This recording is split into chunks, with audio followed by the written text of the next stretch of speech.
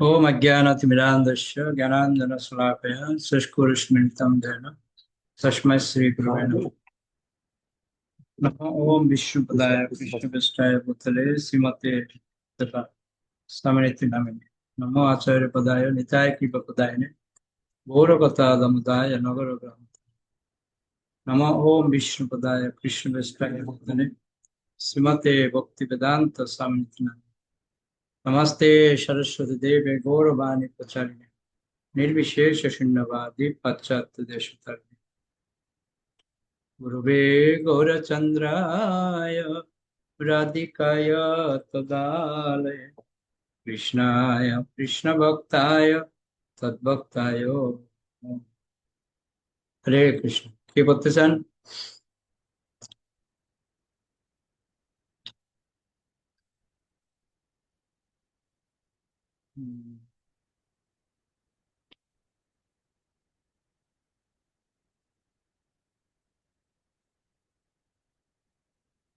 সর্বপ্রথম আপনি করুন।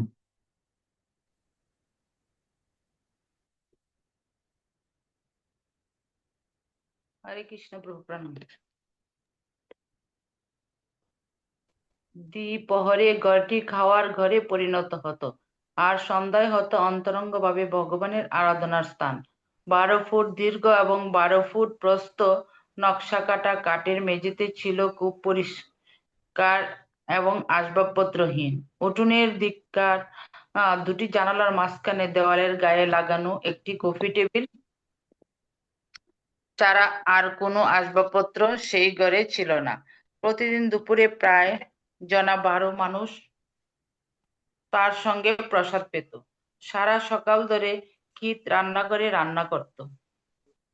প্রথমে কিত কেবল স্বামীজির জন্যই রান্না করত। স্বামীজির 3টি তাকওয়ালা কুকারে ডাল, ভাত ও সবজি রান্না করার কায়দাটি সে খুব ভালোভাবে আয়ত্ত করেছিল, এবং তাতে আরো 2-1 জন অতিথিরও খাওয়া হয়ে যেত। কিন্তু অচিরেই অনেক লোকের সমাগম হতে শুরু করলো, এবং তিনি কিতকে আরো বেশি পরিমাণে রান্না করতে বলতেন। 3 তাকওয়ালা কুকারটি তখন বাতিল করে দেওয়া হলো। এইভাবে সে প্রায় জনা 12 ক্ষুধার্ত লোকের জন্য রান্না করতে শুরু করলো। প্রভুপাদের আশ্রমের বাসিন্দা রেফল এবং ডন প্রভুপাদের আলাপ আলোচনার প্রতি ততটা উৎসাহী না হলেও প্রসাদের সময় ঠিক এসে হাজির হতো, এবং সঙ্গে করে 2-1 জন বন্ধুকেও নিয়ে আসতো। ওয়েল ফেয়ার অফিস থেকে টিফিনের ছুটিতে স্টিভ আসতো, মঠ স্ট্রিটের দলটি আসতো, আর এছাড়া আরো অনেকেই আসতো। রান্নাঘরে নানা রকম ভারতীয় মশলা মজুদ থাকতো, কাঁচা লঙ্কা, আদা, জিরে, হলুদ আর হিং। ভারতীয় রান্নার প্রাথমিক পদ্ধতি কিত ভালোভাবে আয়ত্ত করেছিল, এবং তা সে চাককে শিখিয়েছিল, যে ছিল রান্নার কাজে তার সহকারী। অন্য ছেলেরা সেই সংকীর্ণ রান্নাঘরের দরজার সামনে দাঁড়িয়ে দাঁড়িয়ে কিতকে লক্ষ্য করত, কিভাবে সে প্যানকেকের মতো মোটা রুটিগুলি সেকে আগুনের উপর ধরতো, এবং সেগুলি তখন ফুটবলের মতো ফুলে উঠতো ও চাপাটির স্তূপের উপর জমা হতে থাকতো। সরু বাসমতি চাল যখন সিদ্ধ হয়ে সাদা তুলোর মতো নরম হয়ে যেত আর তরকারিটা টকবক করে ফুটে উঠতো, তখন দ্বিপ্রহরের রান্না সমাপ্ত হতো ফোড়ন দেওয়ার মাধ্যমে। স্বামীজি তাকে যেভাবে দেখিয়েছিলেন কি ঠিক সেইভাবে ফোড়ন দিত। একটি ছোট্ট ধাতুর পাত্রে ঘি নিয়ে সেটি সে আগুনের উপর ধরতো। তারপর ঘি গরম হলে তাতে আদার কুচি আর জিরে ভাজতো। জিরে যখন কালো হয়ে আসতো তখন সে তাতে লঙ্কা ছেড়ে দিত, এবং লঙ্কা যখন কালচে হয়ে আসতো এবং সেই পাত্রটি থেকে ধোঁয়া বেরিয়ে দম বন্ধ করবার উপক্রম করত, তখন সকলের বিষম খেয়ে কাশতে শুরু করত। ফোড়ন এখন প্রস্তুত। সাঁড়াশি দিয়ে কি জাদুকরের কেটলির মতো ধূমায়মান উত্তপ্ত পাত্রটি তুলে নিয়ে ফুটন্ত ডালের পাত্রের ডালের পাত্রের কানায় নিয়ে এসে তার ঢাকনাটি একটু ফাঁক করে সেটি তাতে ঢেলে দিত, এবং তারপরে ঢাকনাটি দিয়ে পাত্রটি ঢেকে দিত। ছেক ডাল এবং ফোড়নের সংযোগের ফলে একটি বিস্ফোরণের সৃষ্টি হতো। দরজার সামনে দাঁড়িয়ে থাকা ছেলেরা উল্লাসে চিৎকার করে উঠত, যার অর্থ হচ্ছে রান্না এখন তৈরি। এই চরম কাজটি এত বিস্ফোরণ ছিল যে আহ, একদিন পাত্রের ঢাকনাটি উড়ে গিয়ে প্রচন্ড শব্দে ঘরের সিলিংয়ে আঘাত করে, আর কিতের হাত একটু পুড়ে যায়। কয়েকজন প্রতিবেশী অতি কটু শ্বাসরুদ্ধকারী তীব্র বাষ্পের অভিযোগ করত, কিন্তু গুরুদেব কাছে এই গুরুদেবের গুরুদের কিন্তু ভক্তদের কাছে এই প্রক্রিয়াটি ছিল একটি অতি উত্তেজনার বিষয়। রান্না যখন তৈরি হয়ে যেত, তখন স্বামীজি বাথরুমে হাত মুখ ধুয়ে সামনের ঘরটায় আসতেন। তার কোমল গোলাপি পা সবসময় খালি, তার গেরুয়া ধুতি গোড়ালি পর্যন্ত বিস্তৃত। তিনি এসে কফি টেবিলটির সামনে দাঁড়াতেন, যেখানে শ্রী চৈতন্য মহাপ্রভু এবং তার পার্শ্বদের একটা ছবি ছিল। তার অনুগামীরা তাকে ঘিরে দেওয়ালের সামনে এসে দাঁড়াতো। কিত একটি বড় ট্রেতে করে স্তূপীকৃত করা রুটি আর ভাত, ডাল এবং সবজির পাত্র এনে সেই টেবিলের সামনে মেঝেতে রাখতো। স্বামীজি ভগবানকে তা নিবেদন করে বাংলায় মন্ত্র উচ্চারণ করে প্রার্থনা করতেন, এবং উপস্থিত সকলেই হাঁটু গেড়ে মাটিতে মাথা ছুঁয়ে প্রণাম করে তার সঙ্গে সঙ্গে প্রতিটি শব্দের পুনরাবৃত্তি করত। শ্রী চৈতন্য মহাপ্রভুর ছবির সামনে রাখা সদ্য প্রস্তুত নৈবেদ্য থেকে ধোঁয়া আর সুগন্ধ উঠত। তা দেখে মনে হতো যেন ধূপের ধোঁয়ার মহাপ্রভু আরাধনা হচ্ছে। আহ প্রভুপাদ যখন তার বন্ধুদের সঙ্গে বসে তাদের সঙ্গে একই প্রসাদ পেতেন, কেবল একটি পাত্রে একটু গরম দুধ আর একটি কলা তার জন্য অধিকতর বরাদ্দ ছিল। পাকা কলাটি তিনি পাত্রের কানায় টিপতেন, এবং কলার ছোট ছোট টুকরাগুলি গিয়ে গরম দুধে পড়তো। প্রভুপাদের ঢালাও হুকুম ছিল যে প্রত্যেককে যতখানি সম্ভব প্রসাদ পেতে হবে। তা একটি রসালো রসাল আবহাওয়া এবং ঘরোয়া পরিবেশের সৃষ্টি করেছিল। সেখানে বসে বিনীতভাবে কেবল একটুখানি প্রসাদ সেবন করে চলে যাওয়ার উপায় ছিল না। স্বামীজি তাদের পরম তৃপ্তি সহকারে পেট ভরে খাইয়ে ছাড়তেন। তিনি যখন দেখতেন যে কেউ প্রাণ ভরে খাচ্ছে না, তিনি তখন তার নাম ধরে ডেকে হেসে প্রতিবাদ করতেন, তুমি খাচ্ছ না কেন? খাও, প্রসাদ খাও। তিনি বলতেন, আমি যখন জাহাজে করে তোমাদের দেশে আসছিলাম, তখন মনে করেছিলাম আমেরিকানরা এই ধরনের খাবার কিভাবে খাবে। ছেলেরা যখন আরো প্রসাদ চেয়ে থালাটি এগিয়ে দিত, কিট তখন তাদের দ্বিতীয়বার ভাত, ডাল, চাপাটি আর সবজি দিত। এই প্রসাদ পাওয়ার ব্যাপারটি ছিল অপ্রাকৃত। প্রসাদ আকণ্ঠ সেবন করতে হয়। এই প্রসাদ সেবনের ফলে চিত্ত নির্মল হয়, তার ফলে মায়ার বন্ধন মোচন হয়। আর তাছাড়া এই প্রসাদ ছিল অতি উপাদেয়, মশলাদার এবং তৃপ্তিদায়ক। যে কোনো আমেরিকান রান্নার থেকে তার স্বাদ অনেক অনেক ভালো। সেই স্বাদ ভগবানের নাম কীর্তন করার মতোই মধুর। তার একটি প্রচন্ড উন্মাদনা ছিল, এবং সেটি ছিল একটি নেশার মতো। তারা ভারত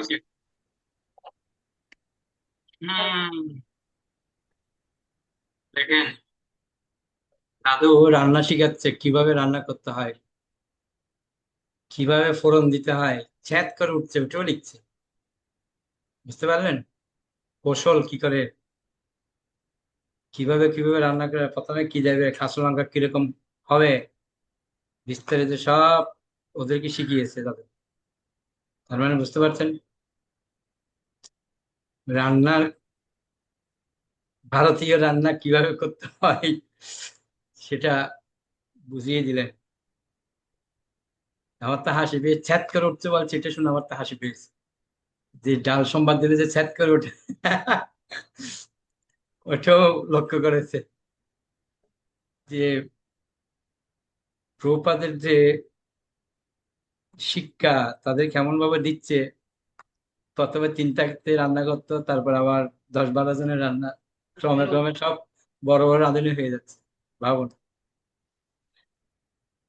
আনন্দ পাচ্ছেন কি আপনারা করে প্রভুপাদের? হ্যাঁ, দেখেন, প্রভু আনন্দ পাচ্ছে। রান্নাও শিখা হচ্ছে একটু একটু। ভুলে গেলে এবার একটু রান্না শিখিয়ে দিচ্ছে প্রভুপাদ। ওকে, বুঝছি মানে মাঝে পড়ুন।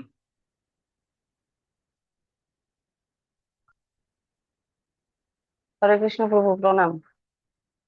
তারা ভারতীয় প্রথা অনুসারে ডান হাত দিয়ে খেত।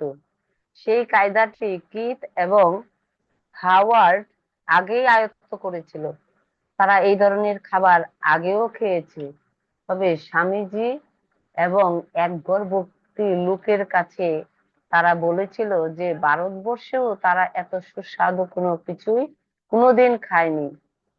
স্ট্যানলি নামে একটি ছেলে, বয়সে ছিল খুবই নবীন। প্রভুপাদ পিতার মতো স্নেহ ভরে তার খাওয়া পর্যবেক্ষণ করতেন। স্ট্যানলির মা ব্যক্তিগতভাবে প্রভুপাদের সঙ্গে দেখা করেছিলেন এবং বলেছিলেন যে তিনি যদি ব্যক্তিগতভাবে তার ছেলের দায়িত্ব নেন তাহলে তিনি তাকে আশ্রমে থাকতে অনুমতি দেবেন। এই শর্ত প্রভুপাদ মেনে নিয়েছিলেন। তিনি স্নেহভরে স্ট্যানলিকে ভালো করে প্রসাদ খেতে অনুপ্রাণিত করতেন এবং ধীরে ধীরে সেই খাবারের প্রতি স্ট্যানলির রুচিও প্রচন্ড হয়ে উঠেছিল। সে এক দফায় 10টি রুটি খেতে শুরু করেছিল। প্রভুপাদ যদি তাকে না থামিয়ে দিতেন তাহলে সে আরো কয়েকটি রুটি উদরস্থ করতে পারত। স্ট্যানলির জন্য 10টি রুটি বরাদ্দ নির্ধারণ করা ছাড়া স্বামীজির ভাব সব সময়ই ছিল নাও নাও আরো নাও।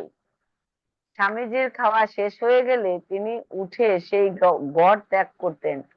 কিট সেই ঘর পরিষ্কার করার জন্য কয়েকজনের সাহায্য চাইতো আর বাকি সকলে বিদায় নিত। মাঝে মাঝে রবিবার দিন প্রভুপাদ নিজের হাতে নানা রকম ভারতীয় রান্না করে প্রীতিভোজের আয়োজন করতেন। স্টিভ স্বামীজির নিজের হাতে প্রসাদ রান্না করতেন এবং উপর তলায় তার সামনের ঘরটিতে আমাদের তা পরিবেশন করতেন।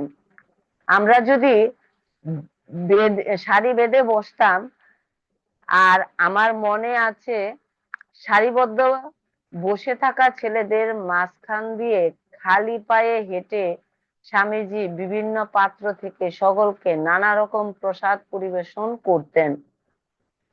তিনি জিজ্ঞাসা করতেন কোন খাবারটি আমাদের আরো লাগবে, আর আনন্দের সঙ্গে তিনি সেগুলি পরিবেশন করতেন। সেগুলি সাধারণ খাবার ছিল না, সেগুলি ছিল মিষ্টি, নোনতা, মশলাদার, নানা রকম স্বাদের, যেমন পায়েস, কচুরি এবং এইরকম আরো অনেক কিছু, যার স্বাদ ছিল অপূর্ব। পেট পুড়ে খাওয়া সত্ত্বেও তিনি আমাদের আরো কিছু নিতে অনুরোধ করতেন। একবার তিনি আমার কাছে এসে জিজ্ঞাসা করলেন যে আমি আর কি নেব, আমি কি আর একটু পায়েস নেব?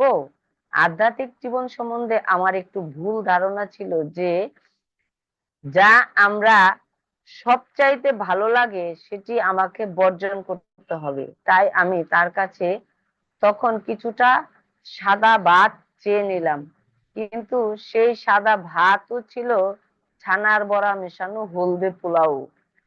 সেই রাত্রে ক্লাস হতো না। সেই রাত্রিগুলিতে তার অ্যাপার্টমেন্টে নিস্তব্ধ থাকতো। সারা সন্ধ্যা একলা থেকে তিনি শ্রীমদ্ ভাগবতের অনুবাদ করতেন এবং টাইপ করতেন, অথবা স্নিগ্ধ পরিবেশে রাত 10টা পর্যন্ত দু একজন অতিথির সঙ্গে কথা বলতেন। কিন্তু সে সমস্ত রাতে সভা বসত সোমবার, বুধবার এবং শুক্রবার। তার অ্যাপার্টমেন্টের প্রতিটি ঘর কর্মমুখর হয়ে উঠত। তখন আর তার একলা থাকার উপায় ছিল না। তার নবাগত অনুগামীরা তাকে সাহায্য করত এবং তার উদ্যমের ভাগীদার হয়ে সকলকে কৃষ্ণ কথা শুনতে এবং কৃষ্ণ নাম কীর্তন করতে অনুপ্রাণিত করার চেষ্টা করত। সোম, বুধ এবং শুক্রবার সন্ধ্যায় সান্ধ্য কীর্তন হতো। কতিপয় ভক্ত নিচের তলায় আগেই জড়ো হয়ে অতিথিদের সাদর অভ্যর্থনা করে তাদের স্বামীজি সম্বন্ধে এবং কীর্তন বিষয়ে ব্যাখ্যা করছিল। কিন্তু স্বামীজি ছাড়া কোনো কিছুই শুরু হতে পারত না। মৃদঙ্গ বাজাতে হয় কি করে তা কেউ জানতো না এবং স্বামীজি ছাড়া মন্ত্র কীর্তন পরিচালনা করার চিন্তা করতেও কেউ সাহস করতো না। যখন তিনি 7টায় প্রবেশ করতেন তখন তারা শুরু করতে পারত। ভারতীয় খাদি কাপড়ে আচ্ছাদিত হয়ে তার বাহুতে ও শরীরে তীরের মতো বৈষ্ণব তিলক সজ্জিত হয়ে স্বামীজি তার কক্ষ পরিত্যাগ করে নিচে নেমে আসতেন বাবুচ্ছ্বাসে আর একটি শ্রীকৃষ্ণের মহিমা কীর্তনের সুযোগের সম্মুখীন হতে। সেই ক্ষুদ্র মন্দিরটি বন্য অব্রাহ্মণ ও সরলচিত্ত আমেরিকান তরুণদের দ্বারা ভিড়ে পরিপূর্ণ হতো। অন্যান্য দিনের মতো কিথ দুপুরের রান্না করছিল, কিন্তু সেদিন স্বামীজি উনানের পাশে দাঁড়িয়ে তার রান্না দেখছিলেন। রান্না করতে করতে কিথ তার দিকে তাকিয়ে বলল, স্বামীজি, আমি কি আপনার শিষ্য হতে পারি? প্রভুপাদ উত্তর দিয়েছিল, হ্যাঁ নিশ্চয়ই, তোমার নাম হবে কৃষ্ণদাস। এই সরল বিনিময়টি ছিল শিষ্যত্ব গ্রহণের প্রথম আবেদন এবং প্রভুপাদের প্রথম দীক্ষা দেওয়ার সম্মতি। সেদিন প্রভুপাদ ঘোষণা করেছিলেন যে শীঘ্রই তিনি দীক্ষা দেবেন। স্বামীজি দীক্ষা কি, একটি ছেলে জিজ্ঞাসা করেছিল এবং প্রভুপাদ উত্তর দিয়েছিল, আমি সেটি তোমায় পরে বলবো। প্রথমে তাদের জপমালা দরকার। জপমালা তৈরি করবার জন্য কিট ট্যান্ডিস লেদার কোম্পানি থেকে 8 ইঞ্চি মাপের কাঠের গুটিকা এবং মোটা সুতো কিনে আনে। স্বামীজি বলেছিলেন যে জপমালায় জপ করা খুব ভালো, বিশেষ করে 108টি গুটিকা বিশিষ্ট জপমালায়। তার ফলে স্পর্শেন্দ্রিয় যুক্ত হয় এবং ভারতবর্ষের বৈষ্ণবদের মতো কত সংখ্যক নাম জপ হলো তার হিসাব রাখা যায়। তিনি বলেছিলেন যে ভারতবর্ষে অনেক ভক্ত আছেন যারা 1000-এরও বেশি গুটিকা সম্পন্ন মালায় জপ করেন এবং তারা প্রতিদিন বহুবার সেই মালিকায় জপ করেন। তিনি ছেলেদের শিখিয়েছিলেন কিভাবে 108টি গুটিকায় প্রতিটি গুটিকায় জোড়া গেরু দিয়ে মালা বানাতে হয়। 108টি সংখ্যা, 8 সংখ্যাটির বিশেষ তাৎপর্য আছে। 108টি উপনিষদ রয়েছে এবং ভগবান শ্রীকৃষ্ণের মুখ্য ভক্ত হচ্ছেন 108 জন গোপিকা। তিনি বলেছিলেন যে দীক্ষিত ভক্তরা কতগুলি শপথ গ্রহণ করবে, তার মধ্যে একটি হচ্ছে প্রতিদিন জপমালায় নির্দিষ্ট সংখ্যক নাম জপ করা। প্রায় জনা 12 ছেলে স্বামীজির কাছ থেকে দীক্ষা নেওয়ার উপযুক্ত হয়েছিল, তবে মনোনয়নে তেমন কোনো কড়াকড়ি ছিল না। তারা ইচ্ছে করলেই দীক্ষা নিতে পারত। স্টিভ, যদিও স্বামীজির নির্দেশ অনুসারে আমরা ইতিমধ্যে সবকিছু করে যাচ্ছিলাম, তবু আমি অনুভব করলাম যে দীক্ষা নেওয়াটা যেন একটি মস্ত বড় গুরুদায়িত্ব গ্রহণ করার মতো এবং সম্পূর্ণভাবে স্বাধীন থাকার বাসনার দ্বারা প্রভাবিত হয়ে দীক্ষা নিতে ইতস্তত করতে লাগলাম। ওকে প্রভুপাদের বন্ধুরা ওকে এই ওকে দীক্ষার ওকে কৃষ্ণ প্রভু প্রণাম। হ্যাঁ, রূপা কিভাবে তাদেরকে পরিবর্তন করছে দেখুন। তবে এর মধ্যে বিশেষ গুরুত্ব হচ্ছে ওদের যে প্রভুপাদের প্রতি একনিষ্ঠতা দেখুন কিরকম। ওরা কিছুই জানে না, দীক্ষা জিনিসটা কি সেটাও জানে না, তারপরে প্রভুপাদ তাদেরকে কত সহজ সরল ভাবে বোঝাচ্ছেন, বুঝতে পারছেন? ওকে, কে পারবেন? টিঙ্কু বাবু বলুন।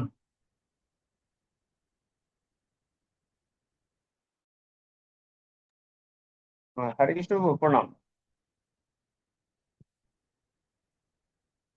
প্রভুপাদের বন্ধুরা এই দীক্ষার ব্যাপারটি বিভিন্নভাবে দর্শন করতে লাগলো। কেউ এটিকে অত্যন্ত গুরুত্বপূর্ণ ব্যাপার বলে মনে করলো, আর কেউ এটিকে অন্য আর 5টি ঘটনার মতো বলে মনে করলো। দীক্ষার কয়েকদিন আগে উঠানে বসে মালা গাঁথতে গাঁথতে ওয়ালি এবং হাওয়ার্ড আলোচনা করতে লাগলো। ওয়ালি, এটি কেবল একটি আনুষ্ঠানিক ব্যাপার, স্বামীজিকে গুরুরূপে বরণ করা। হাওয়ার্ড, এর তাৎপর্যটি কি? ওয়ালি, সেটি ঠিক কেউই জানে না। ভারতবর্ষে এটি একটি স্বাভাবিক প্রথা। তুমি কি তাকে গুরুরূপে বরণ করতে চাও না? হাওয়ার্ড: আমি ঠিক জানি না, মনে হয় যে তিনি বেশ ভালো গুরু। তা সে যাই হোক না কেন, তাকে এবং তার শিক্ষা আমার খুব ভালো লাগে। সেদিক দিয়ে দেখতে গেলে আমার মনে হয় যে ইতিমধ্যে আমি তাকে আমার গুরুরূপে বরণ করে নিয়েছি। আমি যেটি বুঝতে পারছি না সেটি হচ্ছে, এর ফলে অবস্থার কি পরিবর্তন হবে? ওয়ালি: সেটি আমিও ঠিক জানি না। আমার মনে হয় কোনো পরিবর্তন হবে না। এটি কেবল একটি আনুষ্ঠানিক ব্যাপার। 8ই সেপ্টেম্বর আজ শ্রীকৃষ্ণের আবির্ভাব তিথি, জন্মাষ্টমী। 1 বছর আগে জলদূত জাহাজে শ্রীল প্রভুপাদ শ্রীকৃষ্ণের আবির্ভাব তিথি উদযাপন করেছিলেন কলম্বোর কাছাকাছি সমুদ্রের বুকে। আজ ঠিক 1 বছর পরে হরে কৃষ্ণ মহামন্ত্র কীর্তনকারী একটি ছোট্ট দল তিনি গড়ে তুলেছেন। তাদের একত্রিত করে তিনি তাদের সঙ্গে কীর্তন, শাস্ত্রপাঠ, উপবাস এবং মহোৎসব করে আজ জন্মাষ্টমী করলেন। আগামীকাল দীক্ষা হবে। সকাল 6টার মধ্যে প্রভুপাদ অন্যান্য দিনের মতো ক্লাস নিতে নেমে এলেন এবং একটি ছেলে তাকে অনুরোধ করলো তার ভগবদ্গীতার পাণ্ডুলিপি থেকে পড়ে শোনাতে। প্রভুপাদ একটু লজ্জিত বোধ করলেন, কিন্তু তবুও তার নিজের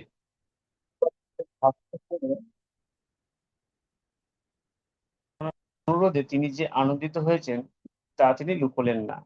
সাধারণত তিনি ডাক্তার রাধাকৃষ্ণনের গীতা থেকে একটি শ্লোক পড়তেন, যদিও সেই গীতার ভাষ্য ছিল নির্বিশেষ দর্শনের পরিপ্রেক্ষিতে। কিন্তু প্রভুপাদ বলেছিলেন যে তার অনুবাদের প্রায় শতকরা 90 ভাগই ঠিক। কিন্তু সেদিন সকালে তিনি রয়কে উপরে পাঠালেন এবং পাণ্ডুলিপি নিয়ে আসার জন্য, এবং 1 ঘন্টা ধরে তিনি টাইপ করা পাতাগুলি থেকে পড়ে শোনালেন। জন্মাষ্টমী পালনের কতগুলো বিশেষ নিয়ম আছে। সেই দিনটি পূর্ণ উপবাস করে, কীর্তন করে, শাস্ত্রগ্রন্থ পাঠ করে এবং কৃষ্ণ ভাবনামৃত সম্বন্ধে আলোচনা করে কাটাতে হয়। কেউ যদি খুব দুর্বল বোধ করে তবে তার একটু ফল খেতে পারে, তবে মধ্যরাত্রি পর্যন্ত উপবাস করতে পারলে ভালো হয়। ভারতবর্ষে কৃষ্ণ ভক্তরা সেইভাবে জন্মাষ্টমী পালন করে থাকেন। তিনি বলেছিলেন যে ভারতবর্ষে লক্ষ লক্ষ লোক, হিন্দু, মুসলমান বা যে ধর্মই হোক না কেন, শ্রীকৃষ্ণের আবির্ভাব তিথি উদযাপন করেন এবং প্রতিটি মন্দিরে শ্রীকৃষ্ণের লীলাভিনয় অনুষ্ঠিত হয় এবং মহোৎসব হয়। কিছুক্ষণ পরে তিনি বললেন, আজ আমি তোমাদের কাছে দীক্ষা নেওয়ার তাৎপর্য বিশ্লেষণ করব। দীক্ষার অর্থ হচ্ছে গুরুদেব শিষ্যের দায়িত্বভার গ্রহণ করতে সম্মত হন এবং শিষ্য গুরুদেবকে ভগবান জ্ঞানে পূজা করতে সম্মত হন। তিনি থামলেন। কেউ কিছু বলল না। তিনি জিজ্ঞাসা করলেন, কারো কোনো প্রশ্ন আছে? এবং কেউ যখন কোনো প্রশ্ন করলো না, তখন তিনি উঠে সেখান থেকে বেরিয়ে গেলেন। ভক্তরা সকলেই স্তম্ভিত হয়ে গিয়েছিলেন। তারা আজ তাকে কি বলতে হয় শুনলো। সপ্তাহের পর সপ্তাহ ধরে তিনি জোর দিয়ে তাদের বুঝিয়েছিলেন যে কেউ যদি নিজেকে ভগবান বলে প্রতিপন্ন করতে চায়, তাহলে বুঝতে হবে যে সে একটি পশু ছাড়া আর কিছুই নয়। ওয়ালি বলল, আমার মনে হচ্ছে যে আমার মনের মধ্যে একটি বিস্ফোরণ হচ্ছে। হাওয়ার্ড বলেছিল, সকলের মনে বিস্ফোরণ ঘটেছে। স্বামীজি একটি বোমা ফেলেছেন। সকলেই কিথের কথা ভাবলো। সে খুব বিচক্ষণ, তার সঙ্গে আলোচনা করাটাই সবচাইতে ভালো হবে। কিন্তু কিথ তখন হাসপাতালে। নিজেদের মধ্যে আলোচনা করে তারা কেবলই বিভ্রান্তই হতে লাগলো। স্বামীজির গন্তব্য তাদের বিচার বুদ্ধিকে বিভ্রান্ত করে দিয়েছে। অবশেষে ওয়ালি হাসপাতালে কিথের কাছে যেতে মনস্থ করলো। কিথ সমস্ত ব্যাপারটাই খুব মনোযোগ দিয়ে শুনলো। কিভাবে স্বামীজি তাদের উপবাস করতে বলেছেন, কিভাবে তিনি তার পাণ্ডুলিপি থেকে পাঠ করেছেন, দীক্ষার তাৎপর্য বিশ্লেষণ করবেন বলেছেন। তখন সকলে কিভাবে গভীর আগ্রহের সঙ্গে সামনের দিকে ঝুঁকে তার কথা শুনেছে, এবং তখন স্বামীজি কিভাবে সেই বোমাটি বর্ষণ করেছেন। শিষ্য যখন গুরু বরণ করে, তখন গুরুদেবকে ভগবানের মতো পূজা করতে হয়। আর কোনো প্রশ্ন আছে? শান্তভাবে স্বামীজি প্রশ্ন করেছিলেন। তারপর তিনি সেখান থেকে বেরিয়ে গিয়েছিলেন। ওয়ালি স্পষ্টভাবে বলল, আমি জানি না আমি এখন দীক্ষা নেব কিনা। তাকে ভগবানের মতো পূজা করতে হবে? কিন্তু উত্তর দিয়েছিল, তুমি তো এমনিতেই তার পূজা করছো। তিনি যা বলেন সেটি নিঃসংকোচিত্তে মেনে নেওয়াটিও তো একরকমের পূজা। সে তাকে উপদেশ দিয়েছিল যে দীক্ষার আগে সে যেন স্বামীজির সঙ্গে সেটি নিয়ে আলোচনা করে। ওয়ালি মন্দিরে ফিরে এসে হাওয়ার্ডের সঙ্গে পরামর্শ করেছিল এবং তারা একসঙ্গে গিয়ে স্বামীজির অ্যাপার্টমেন্টে উপস্থিত হয়েছিল। হাওয়ার্ড তাকে জিজ্ঞাসা করলো, আজ সকালে আপনি আমাদের যা বললেন তার অর্থ কি? গুরুদেবকে আমাদের ভগবান বলে মনে করতে হবে? প্রভুপাদ শান্ত মনে উত্তর দিলেন, তার অর্থ হচ্ছে ভগবানের প্রতিনিধিকেও ভগবানের মতো সম্মান দিতে হয়। তাহলে তিনি ভগবান নন? প্রভুপাদ বলেছিলেন, না, ভগবান হচ্ছেন ভগবান, গুরুদেব হচ্ছেন তার প্রতিনিধি। তাই তিনি ভগবানেরই মতো, কারণ ওই ঐকান্তিক শিষ্যকে তিনি ভগবানের কাছে নিয়ে যেতে পারেন। বুঝতে পেরেছো? কার মনে আর কোনো সংশয় রইল না।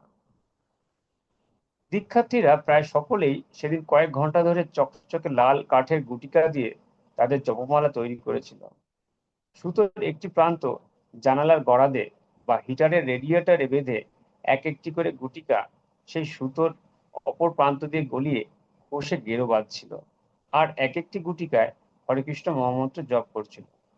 মহামন্ত্র উচ্চারণ করতে করতে দীক্ষার মালা তৈরি করা ভক্তিযোগের একটি অঙ্গ। মালা তৈরি করতে করতে হরে কৃষ্ণ মহামন্ত্র উচ্চারণ করাটা তাদের কাছে একটি অত্যন্ত গুরুত্বপূর্ণ ঘটনা বলে মনে হয়েছিল। প্রভুপাদ বলেছিলেন যে ভারতবর্ষের ভক্তরা প্রতিদিন কম করে জপমালায় 64 মালা জপ করেন। প্রতিটি গুটিকায় হরে কৃষ্ণ মহামন্ত্র, হরে কৃষ্ণ কৃষ্ণ কৃষ্ণ হরে হরে, হরে রাম রাম রাম হরে হরে একবার করে জপ করে 108টি গুটিকায় জপ করার ফলে এক মালা জপ করা হয়। তার গুরুদেব বলেছিলেন, যারা প্রতিদিন 64 মালা জপ না করে তারা শুদ্ধ ভক্ত নয়। প্রথম দিকে কয়েকটি ছেলে মনে করেছিল যে তাদেরও 64 মালা জপ করতে হবে এবং তারা কিংকর্তব্য বিমূঢ় হয়ে পড়েছিল, তাতে তাদের সারাদিন লেগে যাবে। 64 মালা জপ করা কি করে সম্ভব ছিল যে স্বামীজি তাকে বলেছিলেন 32 মালা জপ করাই তাদের পক্ষে যথেষ্ট হবে। ওয়ালি বলেছিল যে সে স্বামীজিকে 25 মালা বলতে শুনেছে, কিন্তু তাও অসম্ভব বলে মনে হলো। তখন প্রভুপাদ সর্বনিম্ন মান ধরে নিলেন, প্রতিদিন কমপক্ষে অন্তত 16 মালা সকলকেই জপ করতে হবে। দীক্ষিত শিষ্যদের এই শপথ গ্রহণ করতে হয়েছে। ওকে, রাত 11। ওকে, ওকে। হরি হরি বল। বুঝলেন কিরকম পরিস্থিতি? আমরা তো দীক্ষা বললে হরি বল, আর ওদের দীক্ষার অবস্থা দেখুন কিরকম, কত ভাবনা, কত চিন্তা। আমাদের কোন প্রেরণা দিচ্ছে এটা, আমাদের এই চিন্তা ভাবনা। ওকে, অনেক ধন্যবাদ সবাইকে। বিশ্ব প্রণাম। বাঞ্ছা কল্পতরুভ্যশ্চ কৃপা সিন্ধুভ্যেব চ পতিতানাং পাবনেভ্যো বৈষ্ণবেভ্যো নমঃ। আমাদের বৈষ্ণববৃন্দ কি যায়, নিতাই গৌর প্রেমানন্দে হরি।